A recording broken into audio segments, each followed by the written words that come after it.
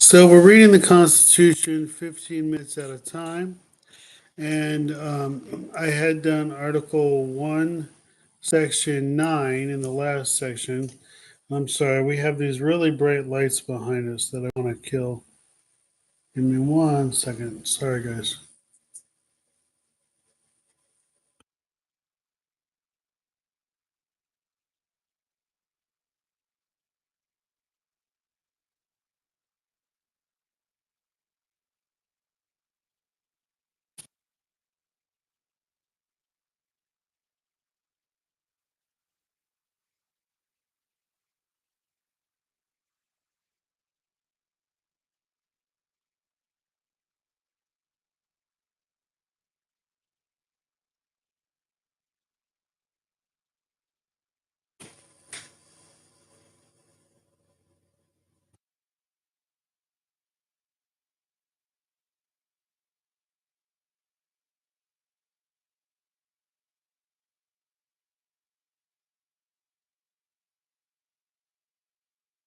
Sorry, just when those lights are on, it's so bright. I don't like it.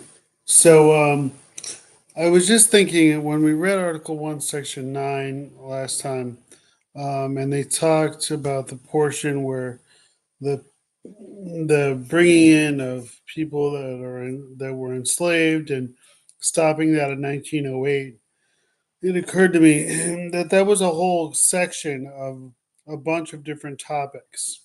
And um, I was thinking of Article 1, Section 1, when they just said the Congress shall be made up of the House and the Senate.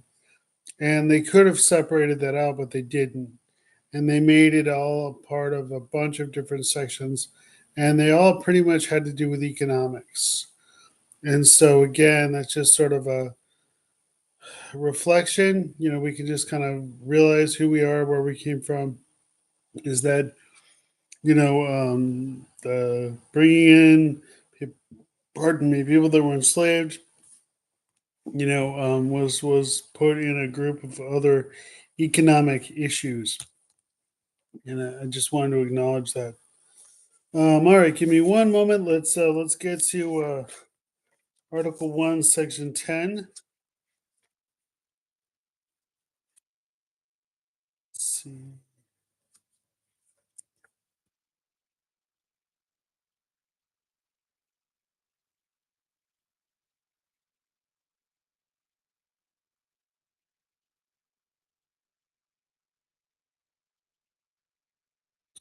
Okay, Article 1, Section 10.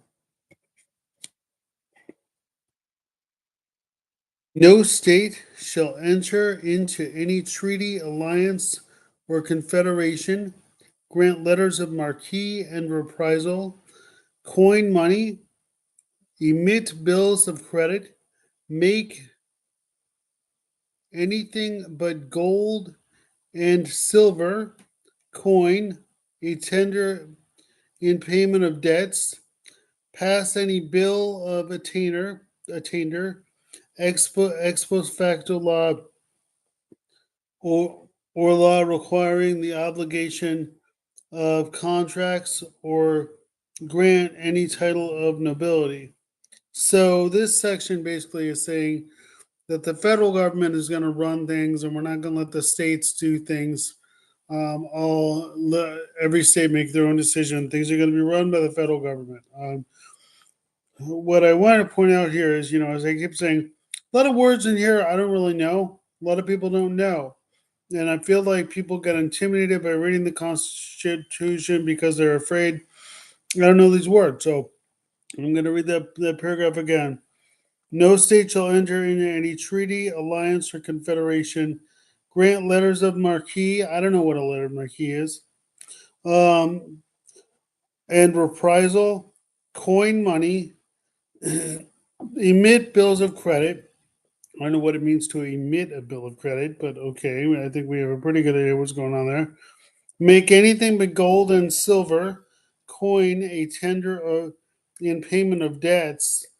So clearly, we use money now, not just gold and silver. Um, Pass any bill of attainder. I don't know what a bill of attainder is.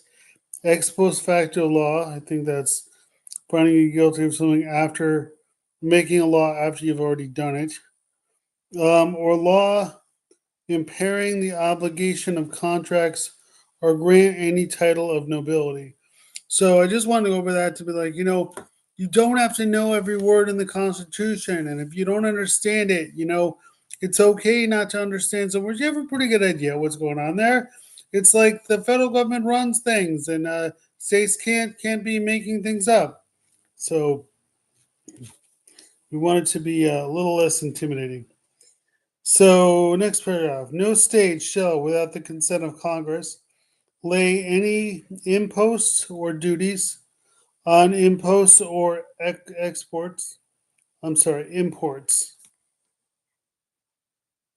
No, it says imposts or duties on imposts or exports, except what may be absolutely necessary for executing the inspection laws and the net produce of all duties and imposts laid by any state on imposts or exports. I'm sorry, imports or exports shall be for the use of the Treasury of the United States, and all such laws shall be subject to the revision and control of Congress. So again, this is a hard section, and it's okay if we don't know what all the words mean. So I'm going to do that paragraph again. No state shall, without the consent of Congress, lay any imposts or duties on imposts.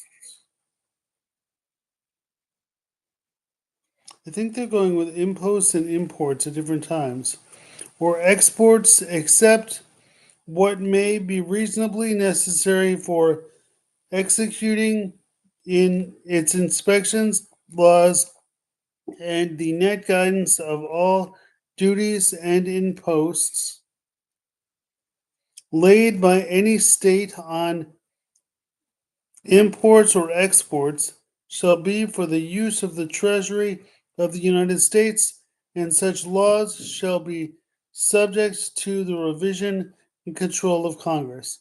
So basically, money coming in and out, states don't control it, Congress controls it. Sorry, they're using imposts and imports there, but it's okay. We don't understand every word, we're okay with it. Next paragraph.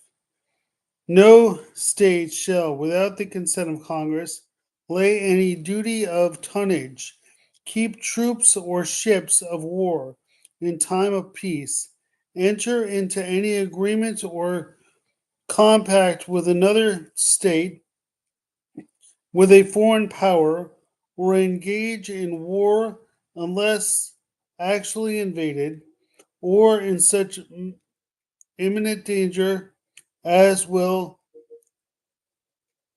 not admit of delay. So, so again, with this paragraph, it's pretty much saying is under the Articles of Confederation before the Constitution, the states had more power, and the federal government was really weak. So what they're going for here is to say we need a strong central government. The states aren't more powerful than the federal government. The federal government is more powerful. One moment.